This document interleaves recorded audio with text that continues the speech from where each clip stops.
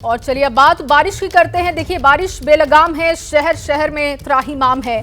पहाड़ से मैदान तक, उत्तर से दक्षिण तक और पश्चिम से पूरब तक मॉनसून की मूसलाधार रफ्तार कहर ढा रही है। तस्वीरें अब आपको दिखाने जा रहे हैं जिन्हें देखकर आप साफ समझ पाएंगे कि आसमानी आफत की वजह से किस तरीके से लोग परेशान हैं। हिमाचल प्रदेश, उत्तराखंड, बिहार, उत्तर प्रदेश, असम, पश्चिम बंगाल, दिल्ली और मरुधरा कहे जाने वाले राजस्थान सब बारिश की मार झेल रहे हैं। हर जगह पानी पानी दिखाई दे रहा है, सड़क समंदर बन चुकी है और रास्ते तालाब दिखाई दे रहे हैं। राज्य दर राज्य अगर बात की जाए तो मॉनसून की तूफानी रफ्तार जिंदगी पर भारी पड़ती दिखाई दे रही है। आसमानी साजिश से सैलाब निकल रहा है, सड़कों से घरों तक कब्जा जमा हुआ है पानी का। पानी की तेज धार के आगे सिस्टम के दावे टिक नहीं पा रहे। एक तरफ आसमानी मुसीबत अपार है और दूसरी ओर कुदरत के इस कहर के आगे जिंदगी लाचार है। इन तस्वीरों में आप देख सकते हैं अलग अलग जगहों की तस्वीर और हर राज्य में कमोबेश एक जैसी इस वक्त तस्वीर दिखाई दे रही है। लोग परेशान हैं और आपको बताएं कि चाहे वो पहाड़ की बात करें या मैदान की बात करें, हर जगह हाल एक जैसा दिखाई दे रहा है। तो ये तस्वीरें आपको अलग अलग जगहों से दिखा रहे हैं और बात अब उत्तराखंड की, जहां से उत्तराखंड के हल्द्वानी में रक्सिया नाले के तेज बहाव में युवक की बाइक बह गई। दो युवक अपनी जान जोखिम में डालकर उफनते नाले को पार करने की कोशिश कर रहे थे, लेकिन पानी का बहाव इतना तेज था कि बाइक बह गई।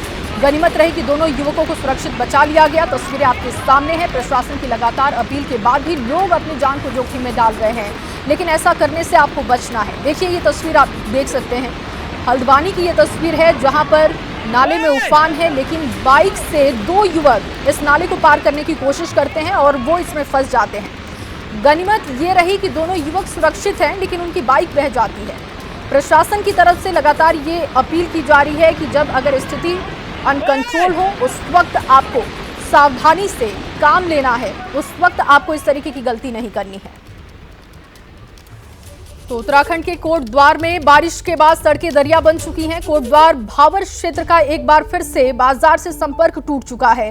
पिछली बरसात में मालन नदी पर बना पुल भी ढह गया था, तो वहीं अब नदी पर बना वैकल्पिक मार्ग भी ध्वस्त हो गया है, जिसकी वजह से लोगों की मुश्किलें बढ़ गई हैं। ये देखिए कोटद्वार की तस्वीर आपको दिखा रहे हैं। इससे पहले हल्द्वानी की तस्वीर आपने देखी थी और अब देखिए कोटद्वार की तस्वीर। यहाँ पर भी उफान होने की वजह से नदी में बाढ़ जैसी स्थिति है। अगर सड़कों की बात की जाए तो सड़कें दिखाई नहीं दे रही हैं, हर तरफ पानी ही पानी दिखाई दे रहा है और घर डूब चुके हैं। ये देखिए जो लोग जहां पर रहते थे उन्हें अलग जगहों पर शिफ्ट किया गया है, सुरक्षित जगहों पर, लेकिन कोटद्वार में पुल टूटा जिसकी वजह से मुख्य मार्ग से संपर्क टूट गया लोगों का। इस वक्त लोगों को काफ़ी परेशानी का सामना करना पड़ रहा है और पहाड़ में इस वक्त काफ़ी बारिश आफत बनकर बरसी है, जिसकी वजह से स्थिति ये दिखाई दे रही है। और देखिए सब कुछ इस वक्त पानी में समाता हुआ दिखाई दे रहा है, चाहे वो घर हो, सड़क हो, सब कुछ पानी में डूबा हुआ दिखाई दे रहा है। उत्तराखंड के कोटद्वार में जब पुल टूटा उस वक्त नजारा क्या वहां पर दिखाई दिया वो देखिए। जानवर इसमें बहते हुए दिखाई दे रहे हैं, लोगों का सब कुछ बहता हुआ दिखाई दे रहा है।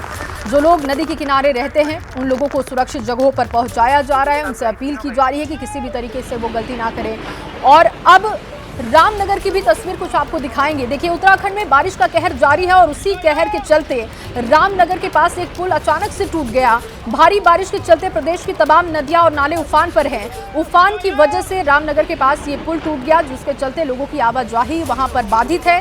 काफी दिक्कतों का सामना लोगों को करना पड़ रहा है। ये तस्वीर देखिए, ये रामनगर की तस्वीर है जहां पर एक पुल धराशायी हो गया और इसकी वजह से आवाजाही की दिक्कत अब लोगों के लिए बढ़ चुकी है, दिक्कतें बढ़ चुकी हैं, क्योंकि मुख्य मार्ग से शहर से संपर्क टूटने के बाद पहाड़ों में लोगों का जीवन बंधक की तरीके से हो जाता है। और ये इन तस्वीरों से आप समझ सकते हैं कि इस वक्त उनके लिए कितनी परेशानी है, जब रोजमर्रा की चीज़ों के लिए इस पुल से गुजरकर उनको शहर तक पहुँचना पड़ता है। ऐसे में जब इस तरीके की परेशानी सामने आए तो लोग परेशान दिखाई दे रहे हैं। यहाँ पर देखिए ये तस्वीर आप देख रहे हैं किस तरीके से लोग इस नदी को पार करने की कोशिश कर रहे हैं। पुल टूटने के बाद ये तस्वीर वहाँ पर दिखाई दी। हालांकि कुछ लोग भी वहाँ पर पहुंचे स्थिति को देखने के लिए और ये नज़ारा जो इस वक्त आप देख रहे हैं वो रामनगर की तस्वीर है। और अब बात महाराष्ट्र की करते हैं। देखिए, महाराष्ट्र के ठाणे इलाके में भारी बारिश के बाद बाढ़ जैसे हालात हैं। ठाणे के शाहपुर में बारिश के बाद सैलाब आ गई है और कारें पानी में तैरती दिखाई दी। बड़ी जानकारी आपको दे रहे हैं, सड़कें नदियों में तब्दील हो चुकी हैं। हालात ऐसे हो गए हैं कि पार्किंग में खड़ी कारें भी पानी में डूब चुकी हैं और यही नहीं, कई दुकानों के अंदर भी पानी घुस चुका है, जिसकी वजह से वहां पर व्यापार में भी दिक्कतें आ रही हैं। कई इमारतों के अंदर पानी घुस जाने की वजह से पार्किंग में खड़ी गाड़ियां भी पूरी तरीके से डूबी हुई दिखाई दी। तस्वीरें आप देख सकते हैं। अब देखिए, महाराष्ट्र की तस्वीर आपको दिखा रहे हैं। अब से पहले उत्तराखंड यानी कि पहाड़ की तस्वीर आपको दिखा रहे थे। अब देखिए महाराष्ट्र के ठाणे की तस्वीर, मैदानी इलाके की तस्वीर आप देख रहे हैं और यहां पर भी स्थिति ऐसी ही आपको दिखेगी, जहां पर लोग परेशान हैं। चाहे पार्किंग की आप बात कर लीजिए, दुकानों की बात कर लीजिए, घरों की बात कीजिए, हर जगह इस वक्त पानी का कब्जा दिखाई दे रहा है। ये तस्वीर देखिए, पार्किंग एरिया की तस्वीर है जहां पर गाड़ियां डूबी हुई आपको दिखाई दे रही हैं और ठाणे की ये तस्वीर बताई जा रही है। महाराष्ट्र में भी नदियां उफान पर है, जलस्तर लगातार बारिश की वजह से बढ़ते जा रहा है, जिसके बाद लोगों की मुसीबत वहां पर किस तरीके से बढ़ी है वो देख लीजिए। लोग परेशान हैं, दो चार हो रहे हैं। और ये शाहपुर की जो तस्वीर आप देख रहे हैं, जो कि पार्किंग एरिया की तस्वीर बताई जा रही है, गाड़ी पूरी तरीके से डूब चुकी है। आप देखिए, जो बाउंड्री वॉल है वो आधा पानी में डूबा हुआ आपको दिखाई दे रहा है और दूर दूर तक, जहां तक आप देख पा रहे होंगे, सिर्फ पानी ही पानी आप देख पा रहे होंगे। मैदानी इलाकों का ये हाल हम आपको दिखा रहे हैं। अब से थोड़ी देर पहले आपने पहाड़ों की स्थिति देखी, यानी कि इस वक्त कुदरत का जो कहर बरप रहा है, वो चाहे पहाड़ हो चाहे मैदान हो, वो हर जगह एक जैसा दिखाई दे रहा है। देखिए किस तरीके से ये जो कार है, कागज की नाव की तरह ये बहती हुई दिखाई दे रही है। देखिए, ऐसा लग रहा है कि जैसे कोई कागज की नाव या कार हो जिसको पानी में आप बहता हुआ देख रहे हैं, लेकिन असल में इस वक्त जो स्थिति बनी हुई है उसमें सब कुछ समाता हुआ दिखाई दे रहा है पानी के अंदर। ये आप सड़कों की तस्वीर देखिए, नदियों की तस्वीर देखिए, पुल की तस्वीर देखिए, पानी आप हर जगह देख पाएंगे। ठाणे में कार की जब जल समाधि की तस्वीर सामने आई तो लोगों में एक दहशत का माहौल भी बनता हुआ दिख रहा है। बाढ़ के बाद लोगों के घरों में पानी घुस चुका है। कार किस तरीके से पानी में बहती हुई दिखाई दी वो देखिए। उफान पर नदी और नाले हैं, जिसकी वजह से लोगों की परेशानी लगातार बढ़ती हुई दिख रही है। और बारिश से आफत की ताजा तस्वीरें नवी मुंबई से भी आई हैं, जहां पर सुबह से बारिश हो रही है और उसके बाद जो हाल हुआ वो अब हम आपको दिखा रहे हैं। देखिए, पनवेल और कलबोली में सड़कों पर समंदर आ गया, कहीं पर कार फंसी तो कहीं पर बस। और ये तस्वीरें देखकर आप समझिए कि आसमान से किस तरीके से आफत बरस रही है और सिस्टम की पोल भी खोल रही है, क्योंकि हर साल प्री मानसून से पहले इसी तरीके की जो हवाई बातें हैं प्रशासन की कि सब कुछ तैयारियां हैं, ड्रेनेज सिस्टम ठीक है, वो सब कुछ ठीक है। लेकिन अब ये जो रियल तस्वीर आप देख रहे हैं वो आपके सामने हमने रखी है। ये जो तस्वीर आप देख रहे हैं नवी मुंबई की तस्वीर है। कृष्णा ठाकुर मेरे सहयोगी ज्यादा जानकारी के साथ जुड़ चुके हैं। कृष्णा, क्योंकि प्रशासन के लिए दावे उसी तरीके के हर साल रहते हैं कि प्री मानसून के लिए हम तैयार हैं, लेकिन मानसून की कुछ बारिश हुई और शहर के हालात देखिए कि हर तरफ पानी ही पानी है। नवी मुंबई में हालात इस वक्त क्या हैं, कैसे उसे कंट्रोल करने की कोशिश की जा रही है, विस्तार से बताइएगा। बिल्कुल देखिए जिया, मैं इस वक्त मौजूद हूँ मुंबई से सटे नवी मुंबई के कलम्बोली इलाके में और कलम्बोली का ये सेक्टर 10 का इलाका है।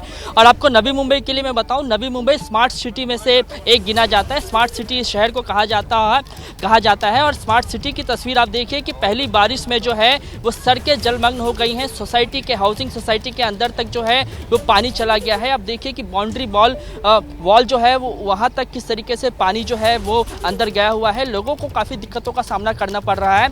आप देखिए कि किस तरीके से यहाँ पर एक ट्रक आपको खड़ी दिखाई दे रही होगी, जो कि आधी जो है वो लगभग डूब चुकी है पानी में। यहाँ पर चूंकि आज संडे का दिन है, इसके लिए लोगों को आम दिनों के मुकाबले ज़्यादा परेशानी तो नहीं हो रही है, लेकिन फिर भी जो लोग हैं वो अपना छुट्टी नहीं एंजॉय कर पा रहे हैं, क्योंकि घरों तक पानी जो है वो जमा है और इसीलिए लोग जो है वो सड़कों पर हैं। मेरे साथ यहाँ पे कुछ लोग हैं, उनसे बात करने की कोशिश करेंगे और समझने की कोशिश करेंगे कि किन दिक्कतों का सामना इनको करना पड़ रहा है। भाई साहब, अपना नाम बताइए आप और किन दिक्कतों का सामना आपको करना पड़ रहा है ये बताइए। कितने सारी आप देख ही रहे हो, कितनी सारी दिक्कतें हैं हमें।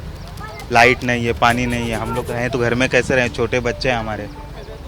ये हाल तो मतलब पहली बारिश में अगर इस तरीके का हाल है, स्मार्ट सिटी कहा जाता है, टाइम क्या होगा? ठीक है पाजी, आप बताइए कि आपने बताया कि आप इसी सोसाइटी में रहते हैं, क्या दिक्कत है और इस तरीके का जो मंजर है वो हर साल देखने को मिलता है कि ये पहली बार कई सालों के बाद दिखने को? भाई साहब, हम इधर कम से कम 20-25 साल से रह रहे हैं, पर ये जो अभी कलमपोली में नया प्रोजेक्ट चालू किया है ना, जो नाले बनाने का, नाले तोड़ने का, ये नाले तोड़ने की वजह से पूरी कलमपोली डूब गई, लोगों को घरों में पानी आ गया है, लोगों घर अंदर बहुत मंदी हालत हो गया, बाहर जिधर भी हो गया, इधर भी देखो क्या हालत है, कारों सब गाड़ी में चले गए, पानी में चले गया, बच्चे छोटे छोटे बेचारे, बहुत मंदी हालत इधर कलमपोली का। ये थोड़ी एक सुविधा चाहिए, बहुत मंदी हालत। अभी तक कोई अधिकारी इधर किसी की सार लेने नहीं आया, खाली मीडिया आया है। एक कोई भी हालत में किधर भी पहुंच जाता है, ये मीडिया का बहुत बहुत धन्यवाद करते हैं जो इधर सुबह का आके हमारी सार ले रहे हैं, और कोई अधिकारी इधर नहीं आया। आप बताइए कि क्या दिक्कत है आपको? और मैं देख रहा हूँ कि पूरी सड़कें जो है वो जलमग्न हो गई हैं, लोग इस यहाँ पर किस तरीके से सफ़र कर रहे हैं पानी की वजह से, ये बताएं। सबसे पहली बात तो एबीपी माझे का हम लोग के तरफ से बात रखिए। बात इस तरीके से है, अभी आपके सामने आप देख रहे हो, ये पूरा अपना जो ये सिडको सिटी बनाई गई है, सिडको ने नगर पालिका को सरेंडर कर दिए, तो ये पूरा एंटायरली काम अपने अधिकारियों का नाराजगी दिखाई दे रही है, और उनका कहना है कि अगर 20 साल से भी वो यहाँ पे रह रहे हैं तो तस्वीरें ऐसी ही हैं, दिक्कतें उनकी ऐसी ही हैं, और सुध लेने वाला कोई नहीं है। बहुत शुक्रिया आपका तमाम जानकारी के लिए कृष्णा। और अब आगे बढ़ते हुए बात करेंगे, देश के पूर्वी भागों में हो रही रिकॉर्ड तोड़ बारिश की वजह से बाढ़ का संकट गंभीर हो चुका है। असम के 30 जिलों में तो बाढ़ ने खतरनाक रूप धारण कर लिया है। मौसम विभाग का अनुमान है कि आने वाले दिनों में प्रभावित जिलों में सैलाब का सितम बढ़ सकता है। बिगड़ते हालात को देखते हुए केंद्र सरकार भी सतर्क हो गई है। असम में बाढ़ से हो रही बर्बादी की निशानियां हर तरफ बिखरी हुई दिखाई दे रही हैं। डर, दहशत और सामने पहाड़ जैसी मुसीबत का सामना कर रहे लोग बेबस दिखाई दे रहे हैं। राज्य में बाढ़ के हालात को लेकर अमित शाह ने असम के सीएम से बातचीत की है। बाढ़ के हालात देश के दूसरे राज्यों में भी ऐसे ही दिखाई दे रहे हैं, लेकिन असम की तस्वीर इस वक्त दिखा रहे हैं आपको, जहां पर देखिए, चाहे आप गुवाहाटी की बात करें, बरपेटा की बात करें और डिब्रूगढ़ की बात करें, मोरी गांव, हर जगह पर यहां पर तस्वीरें ऐसी दिखाई दे रही हैं। गृह मंत्री अमित शाह ने बात की है वहां के सीएम से और हालात को लेकर जायजा उन्होंने लिया है। रविकांत मेरे सहयोगी ज्यादा जानकारी के साथ इस वक्त मौजूद हैं। रविकांत, क्योंकि असम में स्थिति बहुत ज्यादा खराब है, गृह मंत्री अमित शाह ने भी बात की है, विस्तार से बताइएगा, क्योंकि हर वक्त अगर हर साल हम चर्चा करते हैं मॉनसून के समय में तो इसी तरीके की चर्चाएं, इसी तरीके की तस्वीरें, और ये बताती हैं कि पहले से तैयारी करने की बहुत जरूरत है, लेकिन इस पर हम काम करते हुए नहीं दिखाई देते। पहाड़ी इलाका जहां पर प्लानिंग की खास जरूरत है, और वो प्लानिंग पूरी तरह से नदारद दिखती है। इस समय असम के 30 जिलों में बाढ़ की महामारी है। कहीं पर बाढ़ की वजह से लोग डायरेक्ट प्रभावित हैं, और कहीं बाढ़ का पानी उतर जाने के बाद की जो ज्यादा भीषण स्थिति। तो देखिए, आवाज़ नहीं मिल पा रही है रविकांत को, एक बार फिर से जोड़ने की कोशिश करेंगे, लेकिन तस्वीरें देखिए, असम में इस वक्त कई इलाके ऐसे हैं जो कि बाढ़ की चपेट में हैं, और वहां पर सुविधाएं देने की कोशिश सरकार की तरफ से की जा रही है। सरकार का कहना है कि हमारी नज़र है, लेकिन इन इलाकों में प्लानिंग की ज़रूरत है। अगर ऐसी जगहों पर प्लानिंग नहीं होती है तो फिर तस्वीरें क्या होती हैं वो आप देखिए, वो हम लगातार आपको दिखा रहे हैं। चलिए, असम की तस्वीरें एक बार फिर से आपको दिखाते हैं, और वहां पर हालात जो हैं उस पर बातचीत करने के लिए मेरे सहयोगी रविकांत एक बार फिर से हमारे साथ जुड़ चुके हैं लाइव। वहां की तस्वीरें आपको दिखा रहे हैं लगातार, और वहां के हालात पर भी रविकांत, क्योंकि इससे पहले बात कर रहे थे कि स्थिति वहां पर बहुत खराब है। गृह मंत्री अमित शाह ने भी वहां के सीएम से बातचीत की है, लेकिन वहां पर इस वक्त कैसे स्थिति को कंट्रोल करने की कोशिश की जा रही है, लोगों को सुविधाएं कैसे मुहैया कराई जा रही हैं, और उन इलाकों के हालात क्या हैं जहां पर इस वक्त सिचुएशन बहुत अनकंट्रोल है।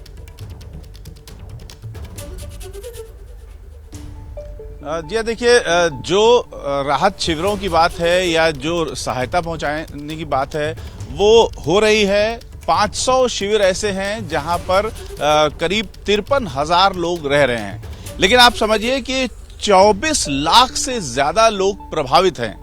ऐसे में 53,000 लोग जो हैं राहत शिविरों में हैं। 53,000 की संख्या भी काफी ज्यादा होती है। इतने राहत शिविरों के बावजूद सारे लोगों को राहत नहीं पहुंचाई जा पा रही है। बहुत सारे लोग ऐसे हैं जो राहत शिविरों में जाना नहीं चाहते हैं क्योंकि वो अपने घर के भीतर ज्यादा सुरक्षित महसूस करते हैं, लेकिन घर पूरी तरीके से टापू में बदल चुके हैं। हजारों की संख्या में ऐसे घर हैं जिनके अगल बगल पानी भरा हुआ है और उनके घरों की सीढ़ियों तक पानी भरा हुआ है। ऐसे में वो पूरी तरीके से, जैसे कि आप बता रही थी कि बंधक बन करके रह गए हैं, उन तक अगर किसी तरीके से कोई राहत नहीं पहुंचाई जा पा रही है तो वो पूरी तरीके से राहत से कटे हुए हैं।